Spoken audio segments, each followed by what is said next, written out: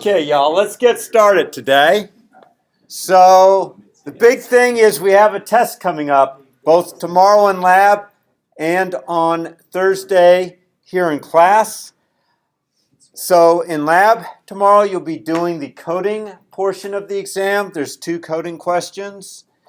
You will be using the Canvas online management system to do it, so you'll be typing in your answers. You'll have an hour to complete the exam.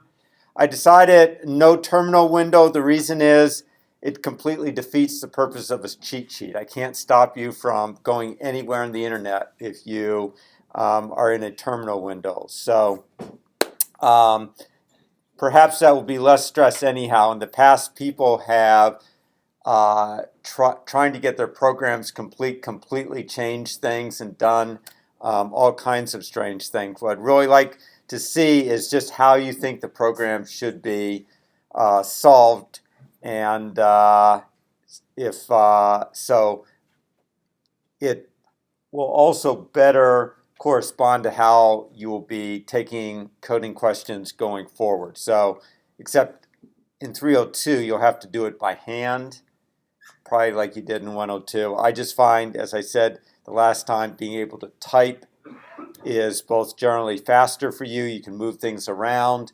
and I'm able to see it more easily. So you'll have, for the coding portion tomorrow, a 1-page cheat sheet, front and back.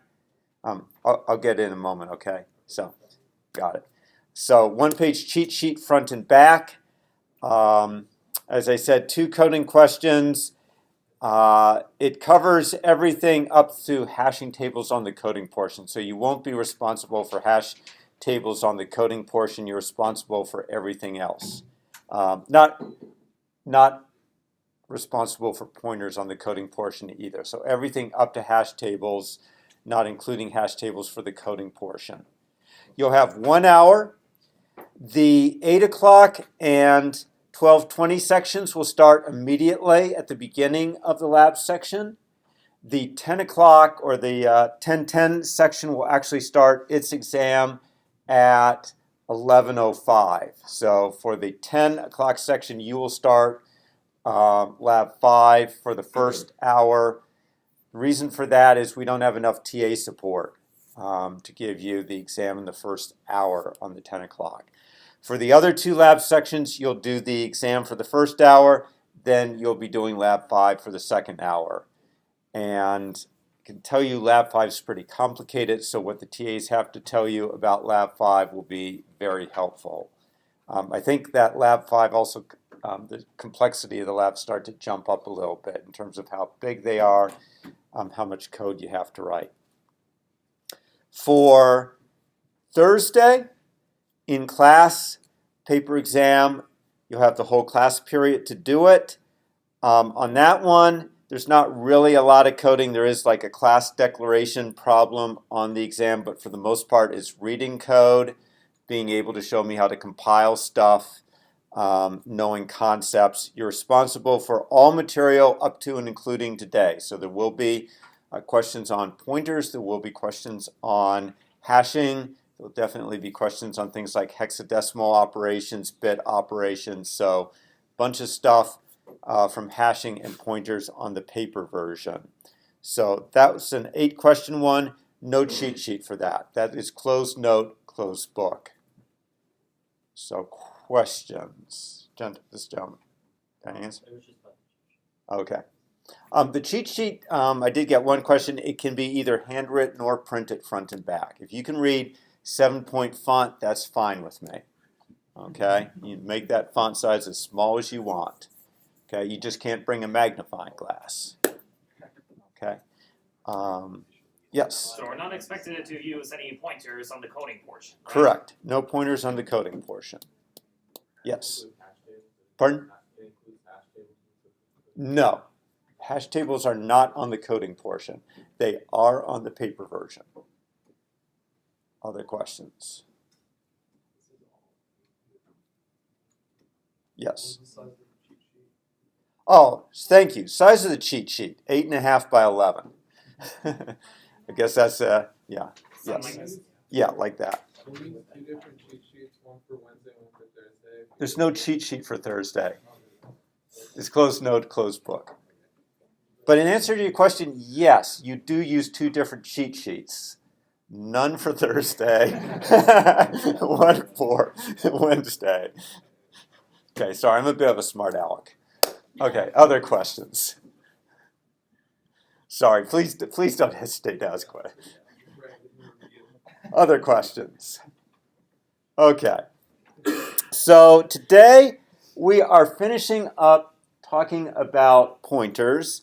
Also going to go back to hash tables for a moment because I suspect Dr. Plank didn't go over the theoretical performance of hash tables. If he did, let me know. I'll show you what I'm talking about. So my guess is that Dr. Plank showed you these pretty graphs, correct? My guess is he did not show you this theoretical performance comparison because I added it. Okay. So Dr. Plank did an empirical performance comparison between linear probing and double hashing to show that double hashing generally has fewer probes than linear probing. He did not actually do one for quadratic probing, which would have shown that quadratic probing and double hashing are nearly identical. And mathematicians have done the theoretical analysis of the performance, so we're going to take a look at that.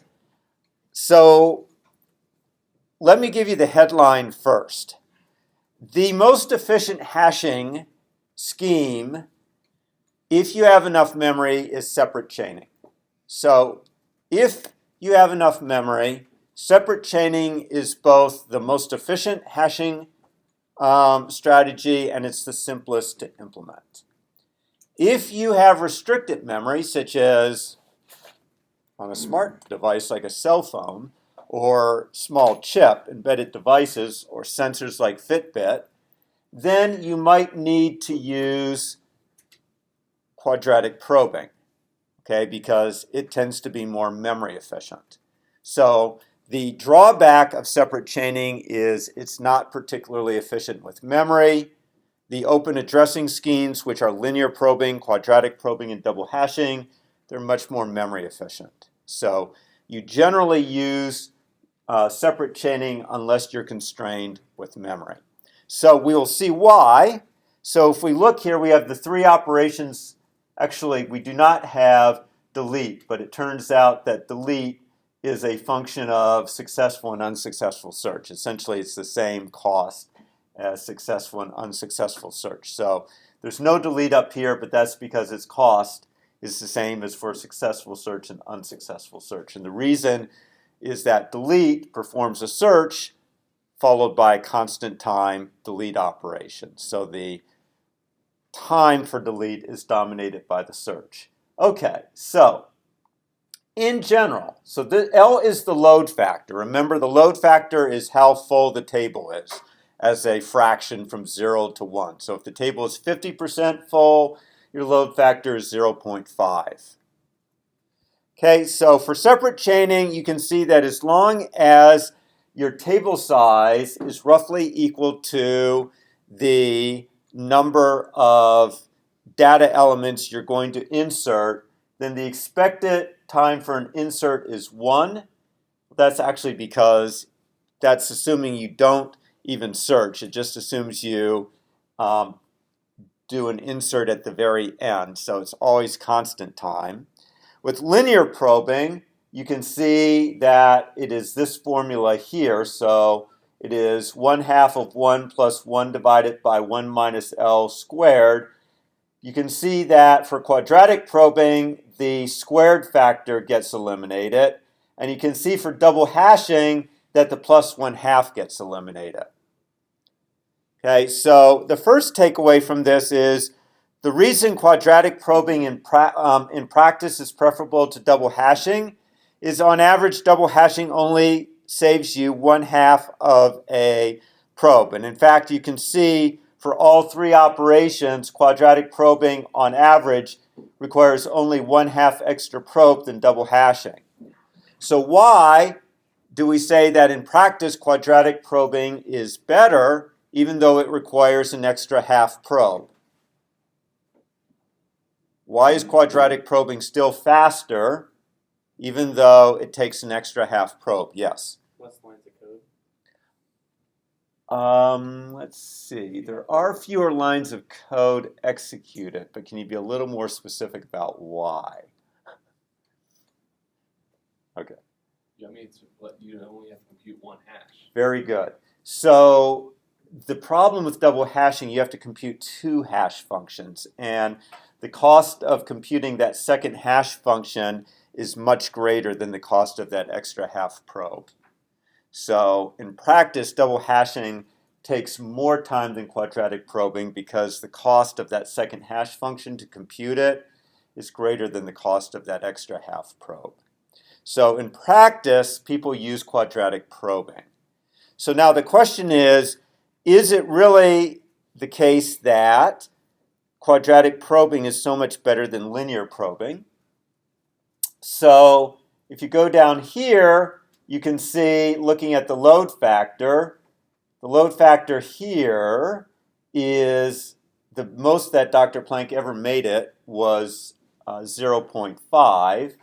So you see that at 0.5, it is roughly twice as expensive for linear probing as double probing. I'm sorry, double hashing. So in fact, it is the case that quadratic probing tends to be faster because quadratic probing would be right down here with double hashing. It's a log scale on the y-axis. Yep, actually, good point. And this is a log scale over here on the y-axis. So it is definitely going to be cheaper. Let's see. Down here you can see the number of probes. So with a table size of 431, double hashing did about 1,073 versus about 1,722. But you can see here with 419 table size, it was about 3 to 1. So double hashing, I'm sorry. Yeah.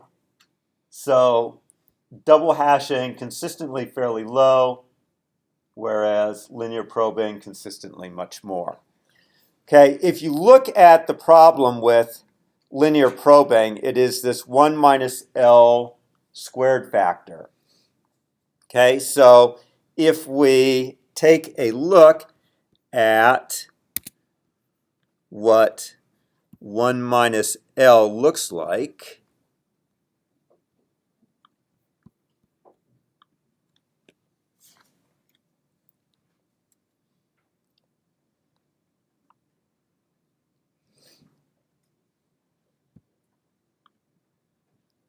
okay, so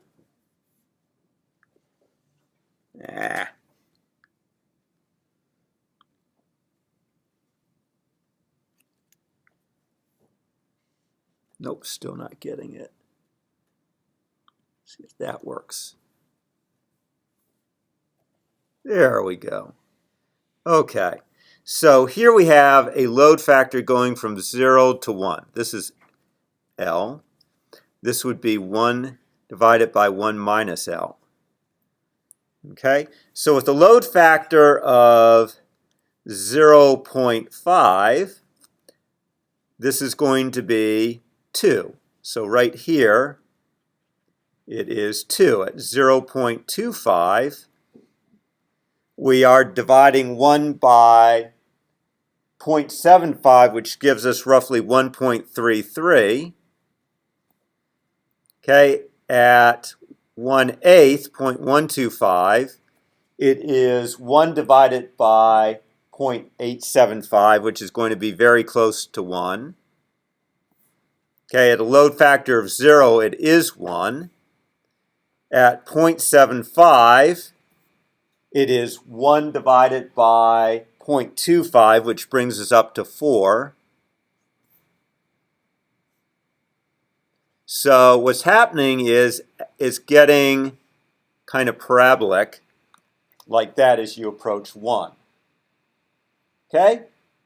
Now, if you were to look at what does it look like for 1 divided by 1 minus L squared, okay, it starts to get worse. 2 squared is 4. 4 squared is off this chart, so if we're looking at 1 over 1 minus L squared, that thing explodes very quickly. That's why quadratic probing over here is much better than separate chaining than linear probing, which is over here. This one blows up very quickly because of the square factor. It's also, you can see why we tend to say that you need to keep the load factor less than 0.5 for the open addressing schemes, because that still leads to about 2 for linear probing and about 4 for quadratic. 2 for quadratic probing, 4 for linear probing. Okay, so we tend to try to keep the load factor less than 0.5 for open addressing. There's some other reasons for this that I'll get to in a moment.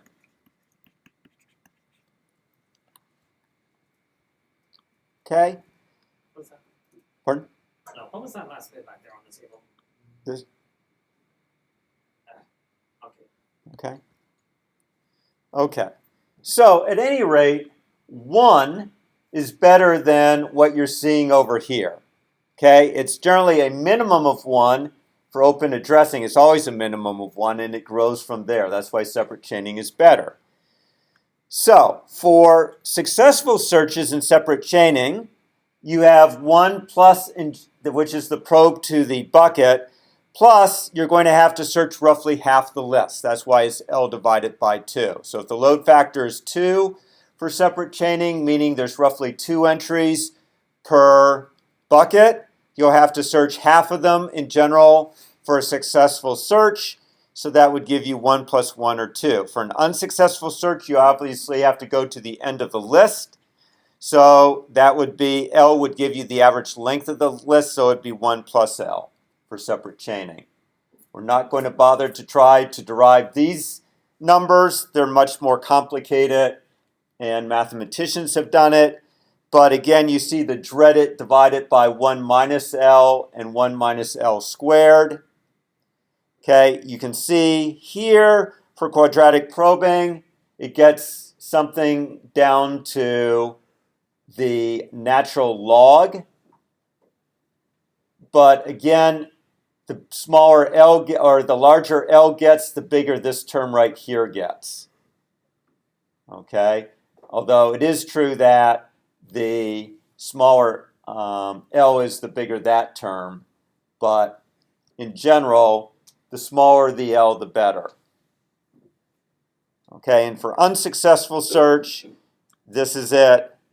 It's a little simpler. We're still not going to bother to try to derive it. Okay, this is natural log with a log of E. It's not log base 2.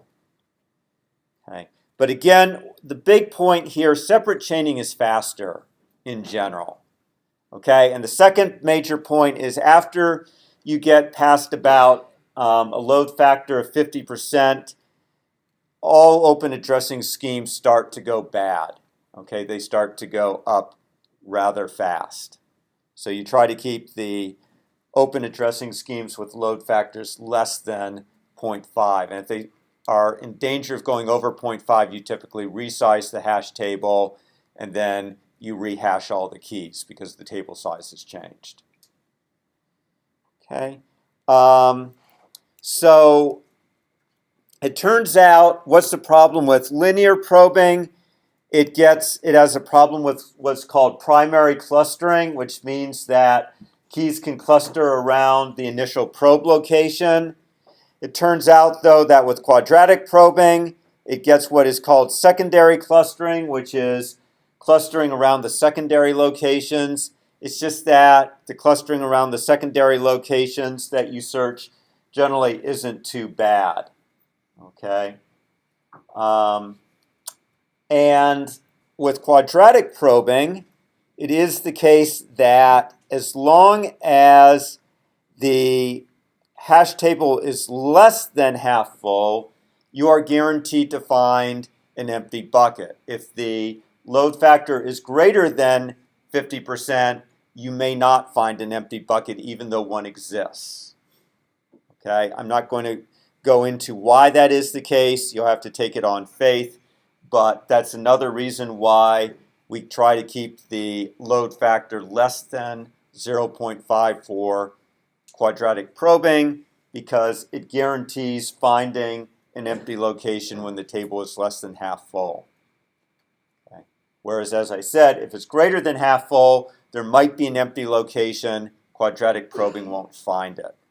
I think Dr. Planck probably showed you with quadratic probing how it could hit multiple locations. So, okay. The other thing is you generally want with quadratic probing, that is only true if the table size is prime. Doesn't work if it's not a prime number. Okay, but in general, we go for prime table sizes no matter what, whether it's separate chaining or open addressing. It just happens that in practice, prime numbers work better for your table sizes. Okay, so questions about this theoretical performance. Okay, the other, actually I didn't do this beforehand. This is what's called ad-libbing, but I believe that hashing is now implemented in the standard template library.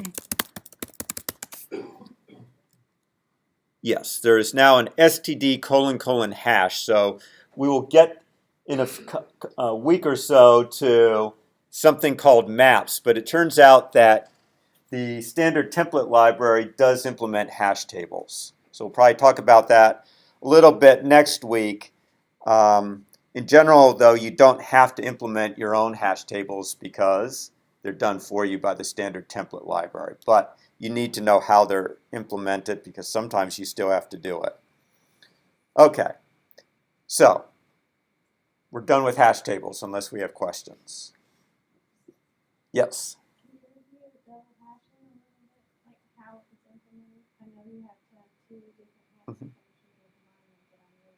Okay, so question was, can you just go back and review double hashing for a moment? And the answer is sure. Okay, so with double hashing, what you're going to do is, well, let's actually go back to quadratic probing, okay, because quadratic probing was probably kind of simple. So if the initial probe location didn't work, then you ran I from 1 up to n, and you squared it, and you added it to the initial probe location. Okay? So actually, quadratic probing is a little bit like double hashing, where the function, the so-called hash function, is I squared, but that's not random. So double hashing says, okay, the problem with quadratic probing is that you tend to get some secondary clustering about this I squared because it's not random. So it says, why don't we try to randomize where the secondary locations are? And therefore, when we calculate our secondary locations, instead of it being whatever the original,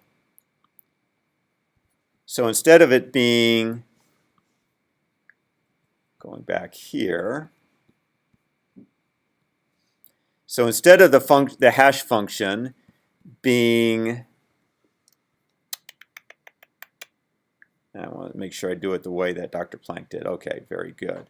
So instead of it being h of your key plus I squared mod the table size, which I'll denote t, the new idea is we'll make it h of key plus some second hash function f of key times I mod t. Okay, so the difference between quadratic probing, so quadratic probing is basically saying I times I. So it's as though f of key is equal to I. The idea behind double hashing is to replace this I times I with a more randomized function, okay, that's going to get a better scattering of your secondary locations. So what it's doing is saying, okay, we're going to compute a second hash function which will yield a constant and then multiply it by I. So as an example,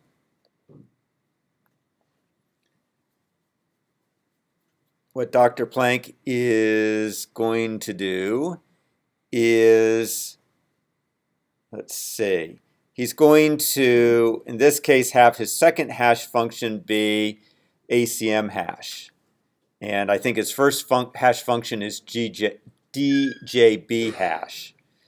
So in this case, the first three elements, there's no collisions. It's only on the insertion of the fourth one, which is D'Antonio, that you get a collision. So D'Antonio is going to hash to Luther's location. Okay, so that's a collision. So now we have to use the double hashing technique. So we know that in effect the hash key was 1 plus whatever f of key is, and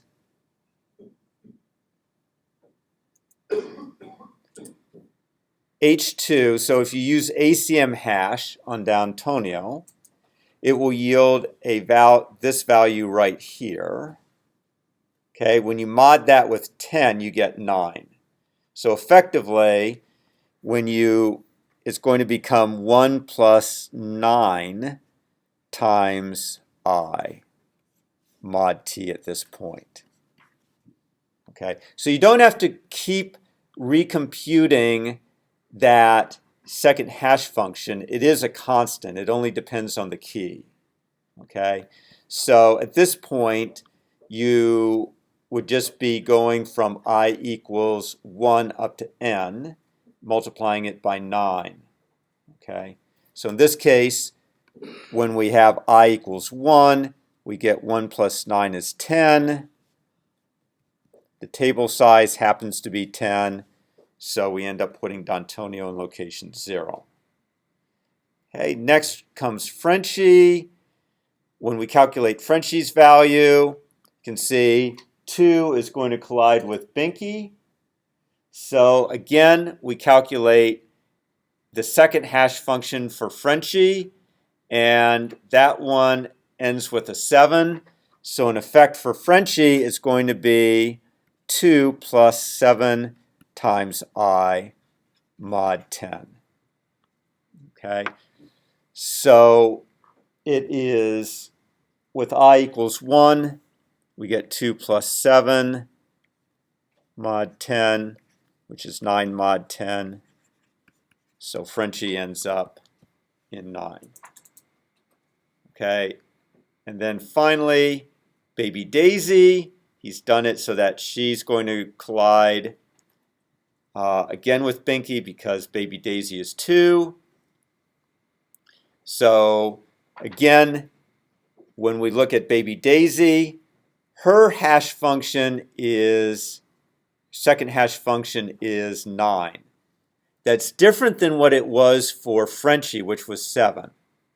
Okay, this is where quadratic probing is not quite as good as double hashing. See, with double hashing, everything that collided with Binky would first search location 3 because that's plus 1, then would search plus 2 squared, so would search location 6 because that's 2 squared.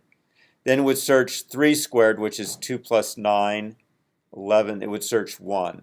So the problem with quadratic probing is everything that collided with Binky would look at the same secondary locations. But with double hashing, each key that collides with Binky is potentially going to yield a different set of secondary locations. With Frenchie, it was 2 plus 7 times I. With Baby Daisy, it's going to be 2 plus 9 times I. So what you're doing is making it less likely you're going to cluster on those secondary locations. Does that make sense? Okay. Other questions? Okay. I always think, wow, this is really cool. It'd be neat to do research on it. And then I realize the low-hanging fruit is so far gone in this area. It's like, think of a redwood tree and how high you'd have to climb to get any fruit from this tree anymore. So it is very well studied. Pretty cool. I remember when I first learned it in college, I thought this was just the neatest thing. So, okay. Onward. Pointers, your favorite subject. So I don't know if Dr. Planck warned you or not, but pointers and recursion will be the two things that give you the most difficulty this semester. Okay? Pointers just, they take, even if you understand them conceptually, they introduce a lot of problems into programs. Okay? So just doing a very quick review, a pointer is, or a pointer variable is a variable that points to another variable in memory. So here, int IP is a pointer variable. IP will be made to point to another variable in memory. In this case, IP, I'm sorry, he declared it as IP1. So he made IP1 point to this variable I. Okay, so if you try to reference IP1, the value, you dereference it with the star operator that says return the value of the variable to which IP1 points. And in this case, because IP1 points to I, IP1 returns 5. Okay, so Dr. Planck actually showed you here what was going on when you set IP equal to the address of I. And I know here he was using IP1, just try to ignore that. Probably should have been IP. So IP now points to I. You set I to 5. If you now set the address, if you say star IP equals 10, what you're really saying is set the contents of what IP points to 10. Okay, if you instead said IP equals 10 without the asterisk, then IP would be set to 10, and that would be bad. Okay, let's actually try that. Show you what happens. This is why pointers introduce all kinds of issues.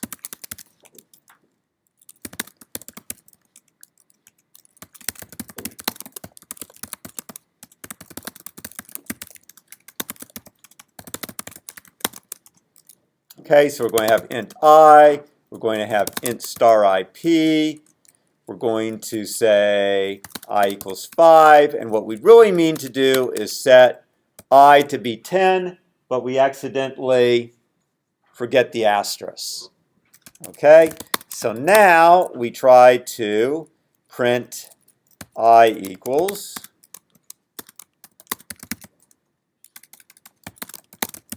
and then we try to print out star IP equals.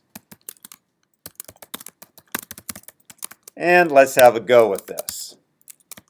Okay, so I'll do my usual thing of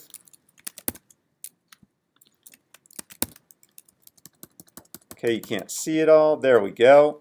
We'll come up with a second window, but not that window. About this window. That's a better window. Make this smaller so we can see what's going on. That disappear. Uh-oh. Too many things disappearing. There we go. Move this one down. Okay, so we're going to compile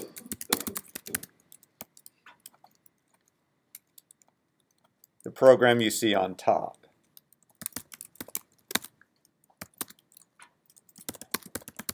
And we're going to run it.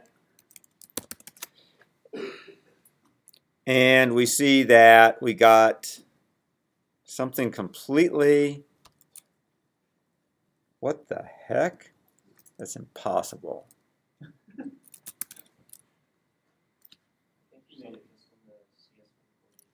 Did I just make it in the CS140 directory? Ah, thank you.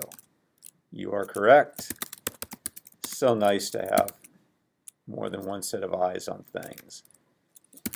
Let's move that to CS140, pointer2.cpp.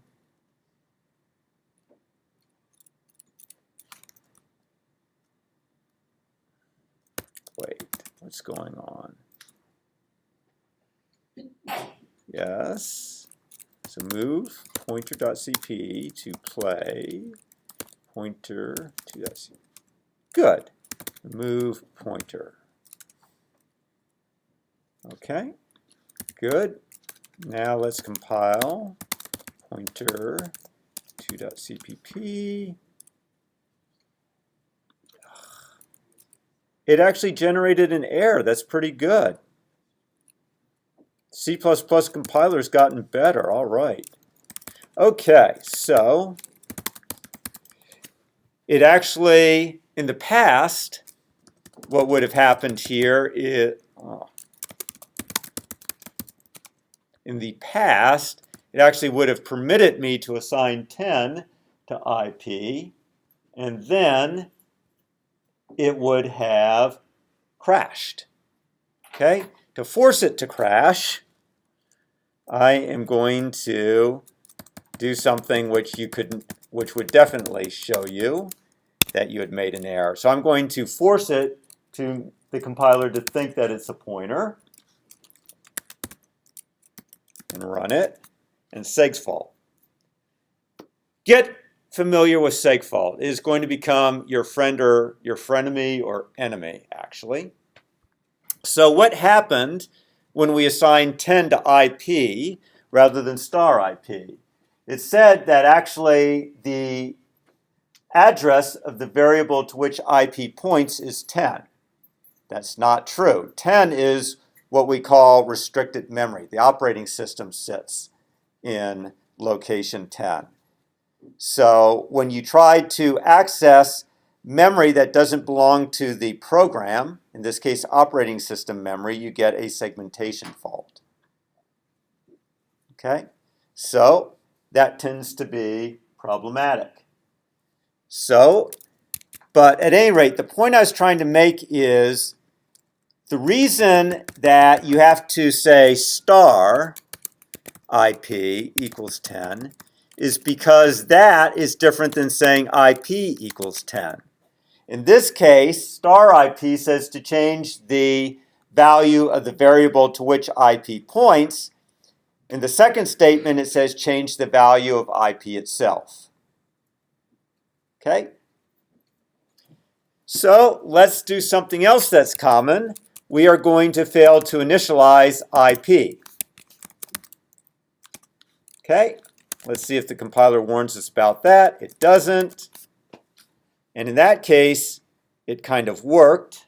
So let's see what memory address IP was equal to, since we didn't initialize it.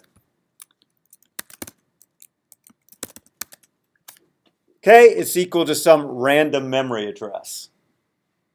Definitely not equal to I. So let's see what happens if we initialize it. Dr. Planck introduced you to null, I assume, correct? Null pointers. So we initialize it to null, we compile it, segmentation fault. Okay, so you're going to have to get, now the question is, that's not very helpful, is it? You need to get used to using GDB to find out where these segmentation faults are happening. So I am going to copy this program over to the Hydra machines to show you how that can be done.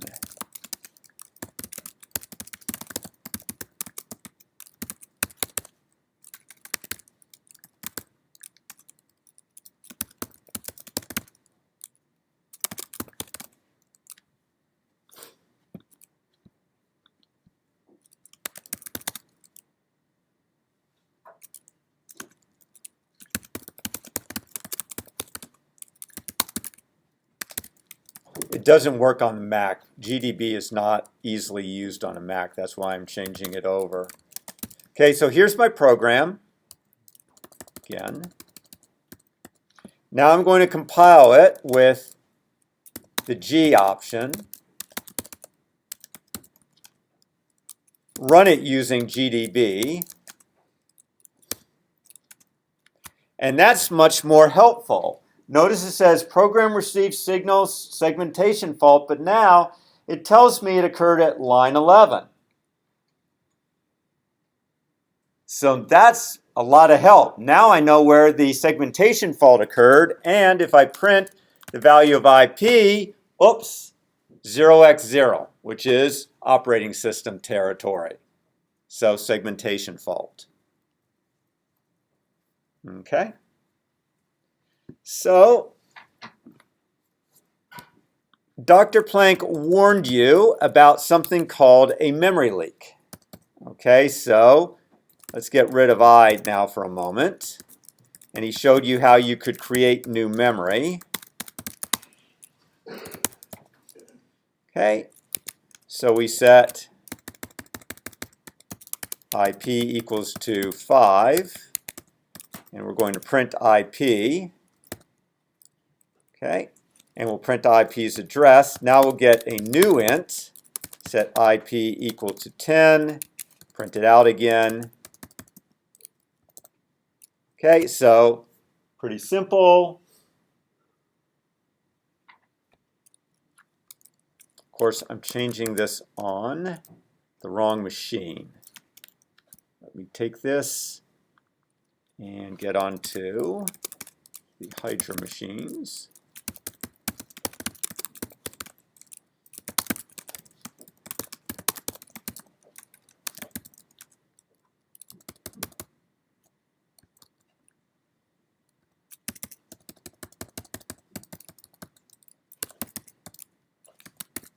Okay, so what I did here, I allocated a new int, which is an anonymous piece of memory, assigned 5 to that anonymous piece of memory. Now I printed out the value of that anonymous piece of memory and IP's address, got a new piece of memory, assigned it 10, printed out. Okay, going to compile that, run it. So I get what I expect, except there's one problem. This piece of memory becomes what we call a memory leak, an orphan piece of memory, because it was never returned.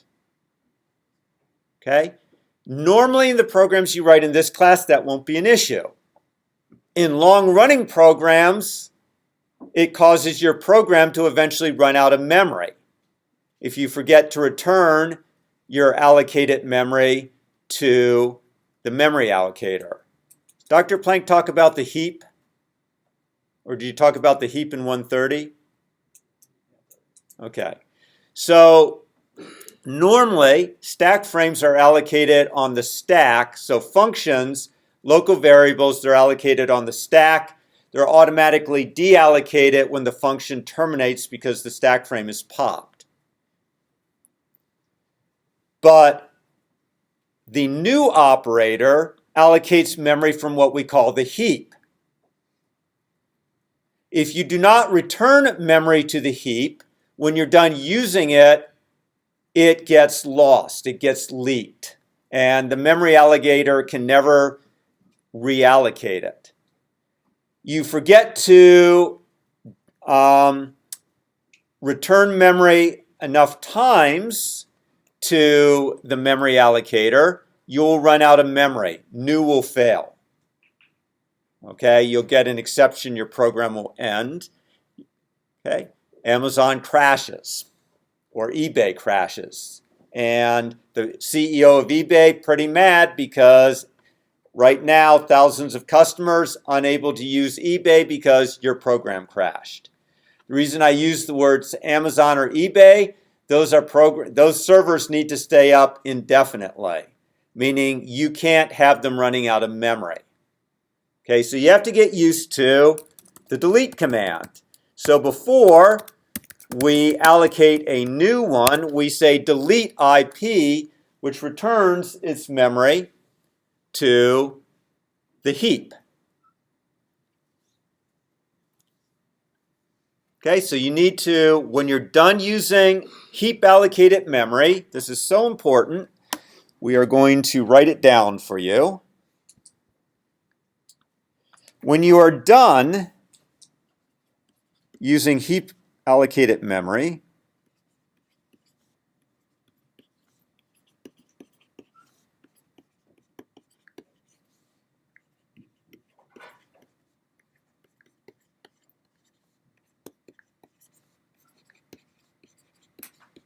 okay, return it to the heap using the delete operator. Okay, this avoids memory leaks.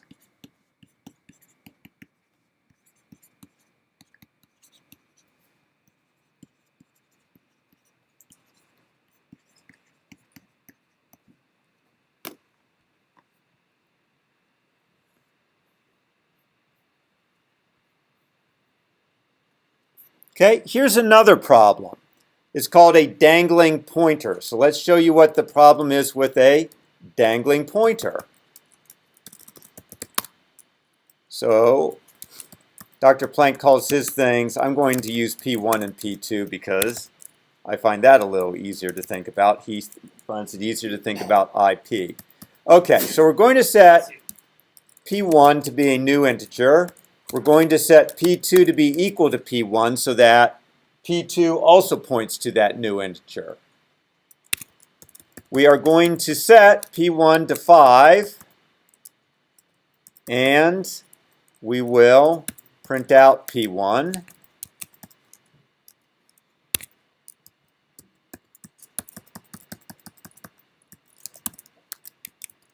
Okay, we'll print out P2 to prove that it also points to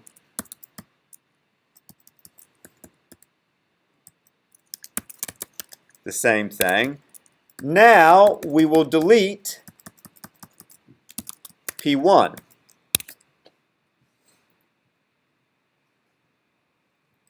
The problem is that P2 is still pointing to that piece of memory.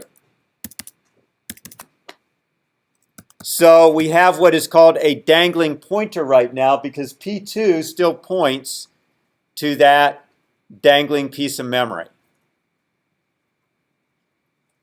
Let's see if I can create a problem. So what I'm going to do is I'm now going to set P1 to a new integer. I'm going to set P1 to be 10. And I'm going to set P2 to be 20. Actually, let's not even do that. I'm going to check something for a moment. We're going to print out the addresses of P1 and the address of P2. See if we get what I hope for. Okay, so what we did, we allocated a new int. We made P2 point to that new int. We assigned 5 to that new int, and we printed out P1 and P2. We now delete that new int, but P2 is still pointing to it. Okay, so let's run this thing.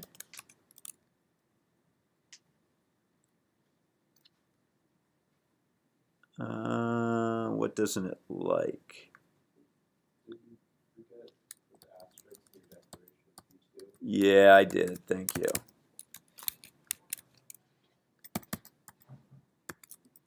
There we go. Compile it, run it.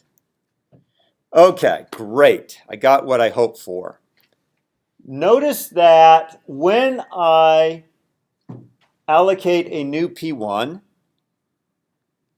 it ends up with the same address as P2. Okay, so what happened is, watch this. Now we'll get rid of this. P1 equals 10, P2 equals 20. So we expect P1 and P2 to point to different pieces of memory now, right? Because we deleted P1 and we made it point to a new anonymous variable, correct? So we expect when we now print out P1 and P2 that P1 should be 10 and P2 should be 20, right? Do we agree with that?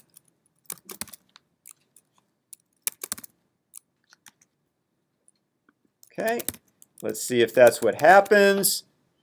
Why no? P1 unexpectedly changed to 20. It's not equal to 10 anymore.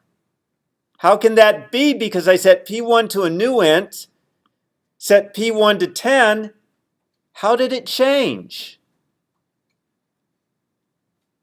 That's the problem with dangling pointers. So what happened was we had P1 and P2 pointed to this same piece of memory. Then I deleted P1. So it returned this piece of memory, let's call it 0x60, to the heap. So now new felt free to reallocate it. So P1 no longer pointed here. P2 is what we call a dangling pointer because a dangling pointer points to deleted memory. A dangling pointer points to deleted memory. Okay, the problem is that deleted memory can be reassigned. So when I say P1 equals new int, the memories allocator said, oh, I got this newly returned piece of memory called 0x60. I'm going to make P1 point to it. Whoops, that's a problem. Because P2 is also pointing to it, you inadvertently change P1 when you change P2. These dangling pointer problems are the hardest problems to debug because the error often occurs far from where the bug actually happened. The bug occurred when you deleted P1 when there was something still pointing to it. You don't want to delete a piece of memory until all the pointers to it are gone. So in real code, the delete statement might be very far from the statement that assigns P2 20. And so when P1 changes, you can often figure out that you have no idea when it changed because it's just magic. It seems like magic that it changes. Okay? And that's where the only way to find out about bugs with dangling pointers is with print statements. You can't use GDB to hunt down this kind of problem. You can use GDB to figure out where a segmentation fault occurs. You cannot use GDB to hunt down a dangling pointer problem. What you have to do is insert print statements that keep printing out the value of star P1 and kind of like searching, like penning in things. You're basically trying to build a fence around the problem until you keep getting the search area smaller and smaller until finally you discover the statement that has changed the value of P1. So basically you would keep printing it, put in statements to print out the value of P1. every so often in your code until you found a statement where the value changed. When you found a statement where here, or let's put it here, so here the value of P1 would be 10, here the value of P1 would be 20, so now you'd know that the value had changed somewhere in these three statements. So that's what I mean by narrowing down the search area until you can find where it changed. Eventually, you would figure out that this statement changes it. Now, you still would have to figure out why P2 was pointing to the same piece of memory as P1. And that's not easy either. You just have to get experience with it. Okay? So again, GDB, good for finding seg faults and where they occurred. Dangling pointers, very nasty, very hard to debug. You basically need to use printf statements for them because the signature of a dangling pointer, so what is the calling card, so to speak? How does a dangling pointer introduce itself? Or not how does it introduce itself? How does a dangling pointer affect your program? Affect your program.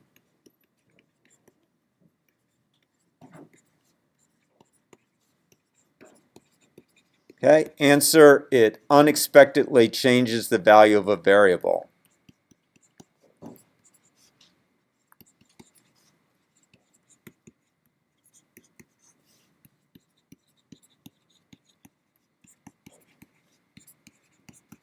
And when that happens, when the value of a variable unexpectedly changes, you're generally going to have to start putting in print statements to figure out where it happens. And then once you've figured out what else is pointing to this variable, you have to figure out why. It's very much like a homicide. You have to become a detective, figured out what killed your value. Okay? So you really have to become a detective, start looking for the clues. And the clues are there. You can force the program to squeal. Okay, and the way you force the program to squeal is with cout statements or print statements. Okay, so you can get the program to give you the information you need to solve the murder. Okay, but it's not easy. Just like at first, homicide detectives, find it hard to solve the case, you will too. But as you get more and more experienced, you'll get better at solving it.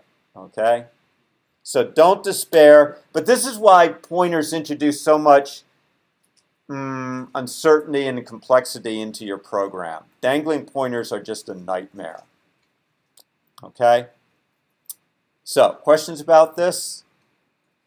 With that, we have one more thing to do today, and that's to talk about Basebook. So you may have noticed that Dr. Plank enjoys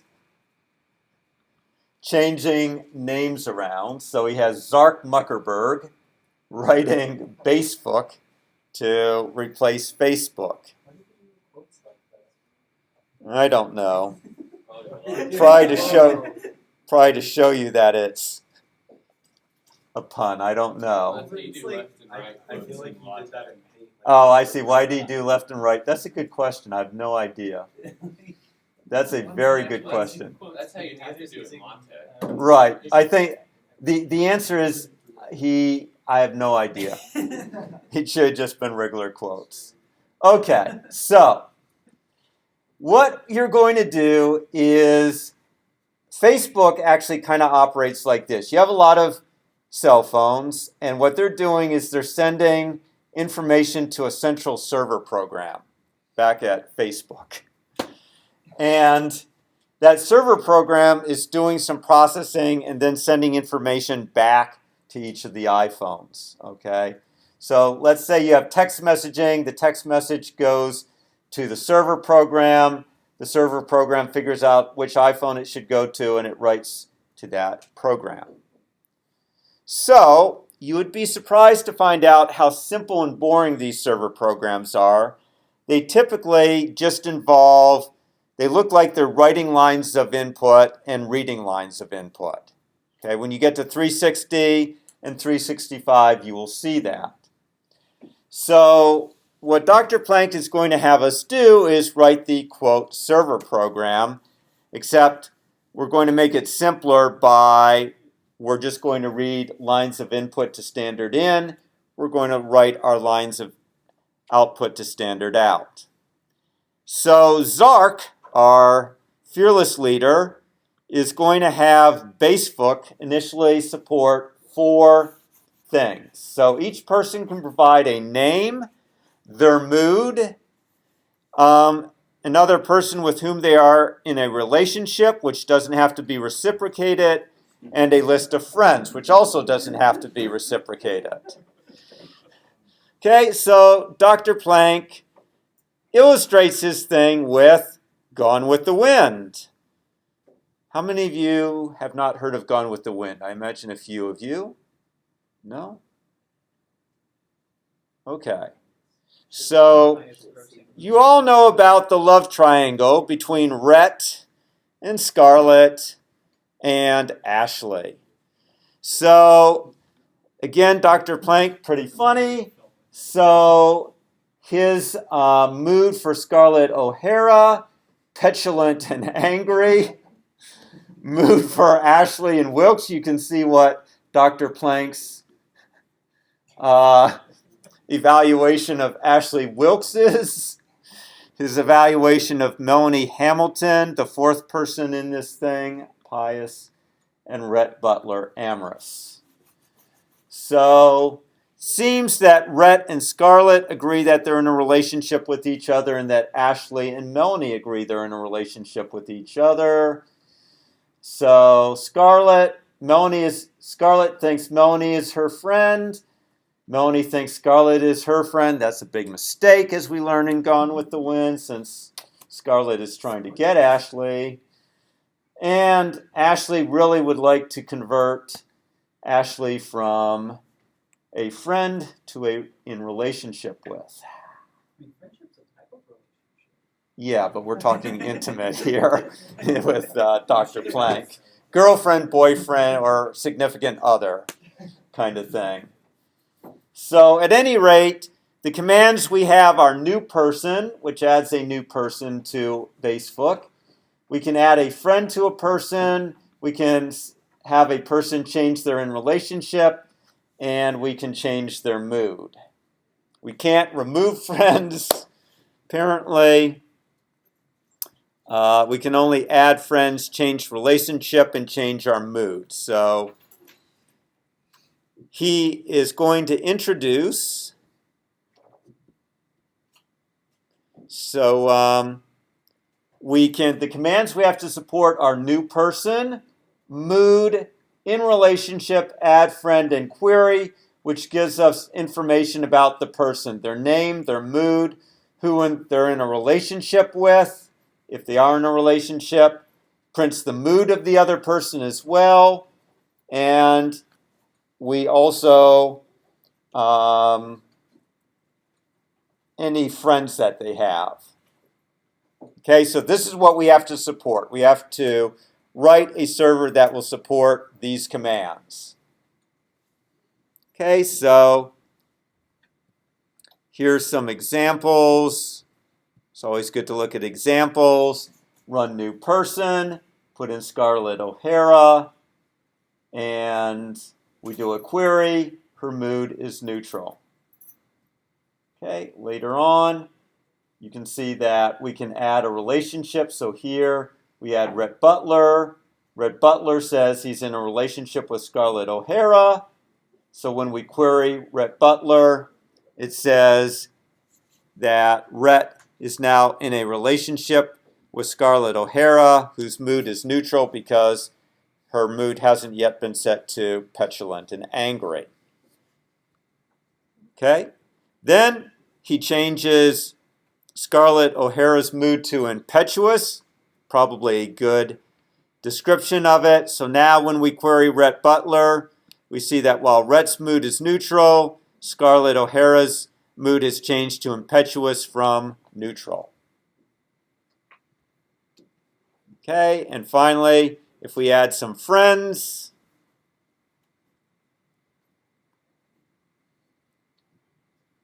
where do we add friends? He doesn't add friends. But at the end of our love triangle, Melanie Hamilton's mood is dead. Scarlett has changed her relationship status to being in a relationship with Ashley. Ashley's mood is weepy and still loving Melanie, so he's not in a relationship with, I'm sorry, I do find this great. Rhett's mood is changed to pissed. And Scarlett O'Hara's mood is changed to jilted and angry. Pretty much a good summary of what happens at the end of Gone with the Wind. Okay, so we have to, at any rate, write this server.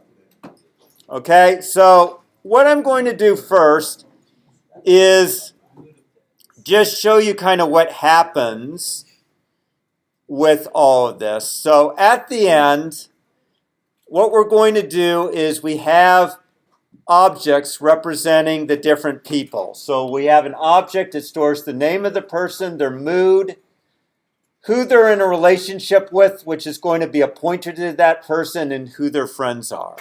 So if we go back and look at the entry for a person, they have the name of the person, their mood, a pointer to the person they're in a relationship with, and a vector, which is a vector of pointers to their friends. Now, this is why we use pointers. We don't typically have pointers point to named variables. We typically have pointers point to so-called anonymous variables, which is memory allocated off the heap. So what happens is every time we create a new person, we are going to create a new person object, and then we're going to add that person to a hash table. So we're going to hash on the person's name. We're using separate chaining.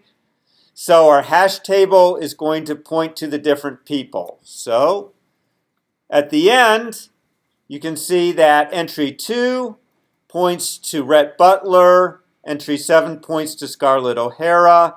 Entry 8 has 2 entries, one to Ashley Wilkes, one to Melanie Hamilton. Okay, at the end, Scarlett is in a relationship, well, there we go. In the end, Scarlett O'Hara is in a relationship with, come on, she's supposed to be in a relationship with Ashley Wilkes. Yeah, the red line is the point. There we go. So the red arrow is the relationship arrow. So she points to Ashley Wilkes. Her friends are Melanie Hamilton, bad choice Melanie, and Ashley Wilkes. You can see that Melanie points back to Scarlett as a friend. You can see that she is in a relationship with Ashley as well. Okay. We can see that Rhett still thinks he's in a relationship with Ashley.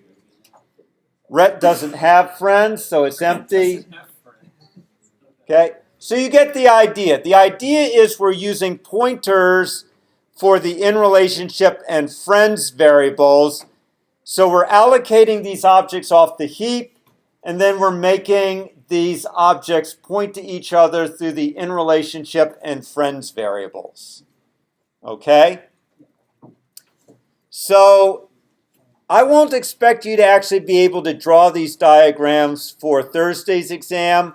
I will expect you to be able to, I'm going to wrap up now. I'll finish Basebook on next Tuesday when we'll actually go through some of the code. What I do expect you to be able to do for the exam, if you go to midterm 2,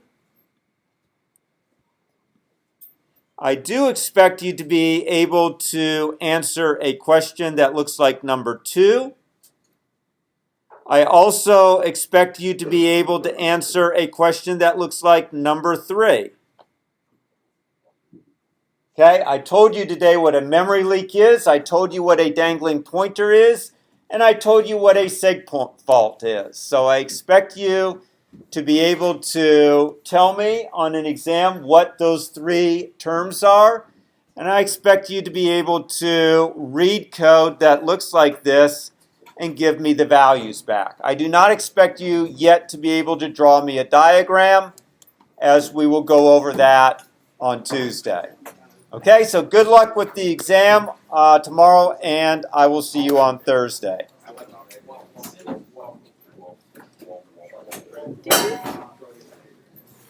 Did you fix the grades?